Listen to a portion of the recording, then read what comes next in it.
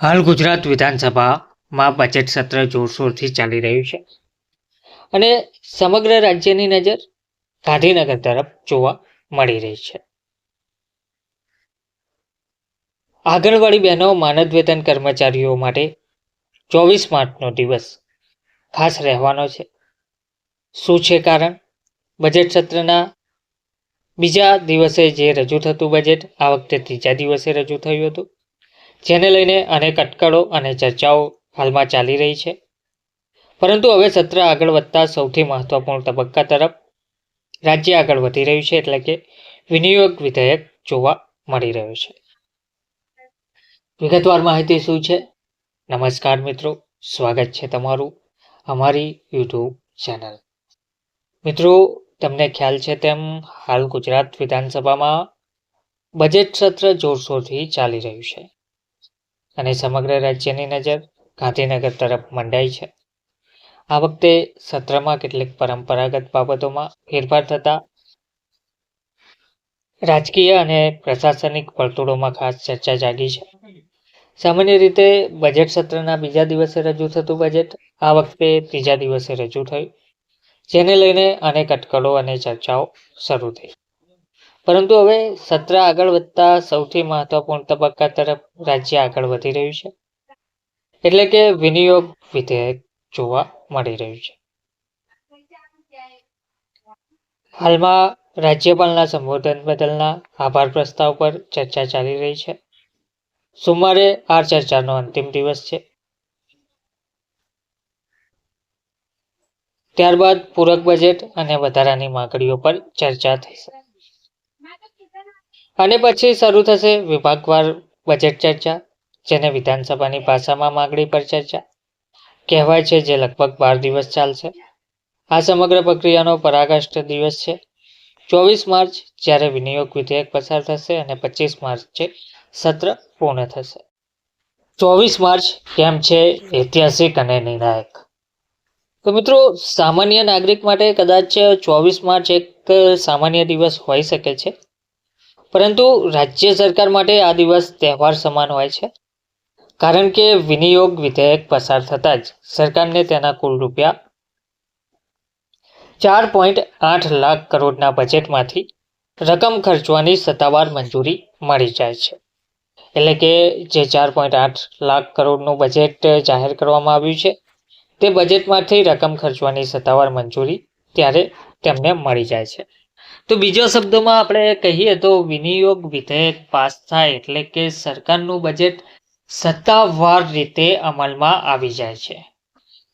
તે પહેલા સરકાર નવા બજેટમાંથી એક રૂપિયો પણ નહીં, એક પૈસો પણ ખર્ચી શકતી નથી. હવે આ પરિસ્થિતિમાં તાજેતરમાં જ ભૂપેન્દ્ર પટેલે મુખ્ય સચિવ અને તમામ વિભાગોના અધિકારીઓ સાથે મહત્વપૂર્ણ બેઠક કરી. તેમણે સ્પષ્ટ સૂચના આપી કે વર્ષ 2026-27ના બજેટ મુજબની તમામ યોજનાઓના અમલીકરણ માટે ટેન્ડર પ્રક્રિયા સહિતની પૂર્વ તૈયારીઓ તાત્કાલિક શરૂ કરવામાં આવે, જેથી 24મી માર્ચ પછી વિલંબ ના થાય.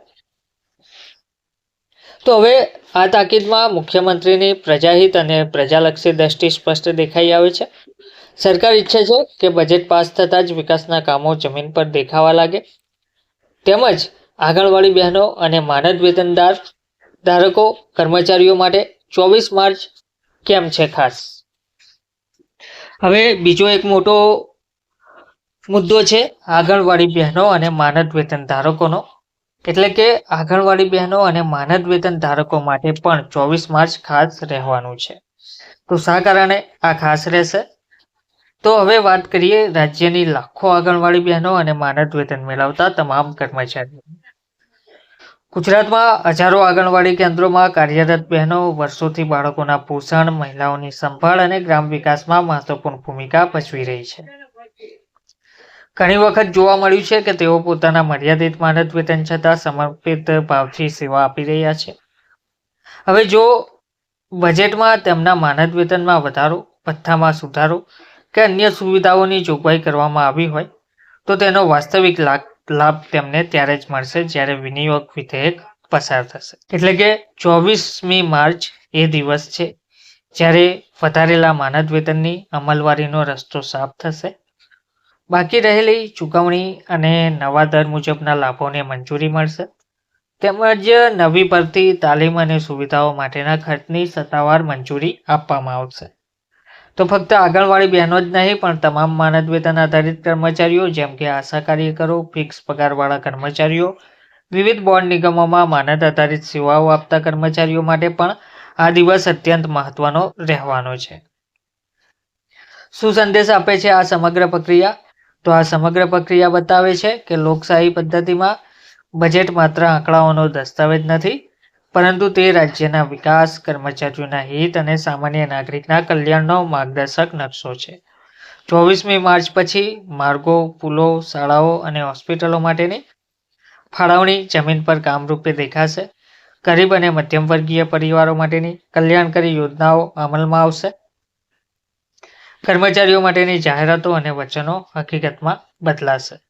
તો મિત્રો, 24 માર્ચ માત્ર એક તારીખ નથી, એ દિવસ છે જ્યારે ગુજરાતના વિકાસને મળશે કાનૂની પાંખો, જ્યારે યોજનાઓ કાગળમાંથી બહાર આવીને ધરતી પર ઉતરશે અને જ્યારે લાખો કર્મચારીઓ અને આંગણવાડી બહેનોની આશાઓને મળશે સત્તાવાર મંજૂરી. હવે નજર છે 24મી માર્ચ પર. શું નવા નિર્ણય અને અમલ જોવા મળશે? આપનો અભિપ્રાય જરૂરથી જણાવજો અને આવા જ મહત્વપૂર્ણ અપડેટ માટે ચેનલને સબસ્ક્રાઈબ કરવાનું ભૂલતા નહીં. અને જો વિડીયો ગમ્યો હોય તો વિડીયોને લાઈક જરૂરથી કરજો અને વધુને વધુ શેર કરજો. ધન્યવાદ.